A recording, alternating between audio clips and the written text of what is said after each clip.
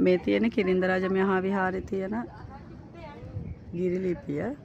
එහි සිංහල අනුවාදය තමයි මේ තියෙන්නේ. එහි සඳහන් වෙන්නේ ක්‍රිස්තු වර්ෂ දෙවන ශතවර්ෂයට අයත් මෙම ගිරිලිපියෙන් සඳහන් වන්නේ අපරිමිත ලෝක වස්තුවෙහි බුදුරජාණන් වහන්සේ හා සම කළ හැකි කෙනෙක් නොමැති බවත්, උන්වහන්සේ ලෝකයට ඇසක් හා සමාන බවත්, නාගනම් රුව රජු විසින් මිත්‍යා දෘෂ්ටි අතහැර මෙම විහාරයේදී බුදුදහම වැළඳගත් බවත් මෙම ලිපිය ලියලා තියෙන්නේ. ඒ බව තමයි සඳහන් වෙන්නේ. ඉහළ බැලුවම බුදුරජාණන් වහන්සේගේ පාසලකුණක් දක්නට ලැබෙනවා.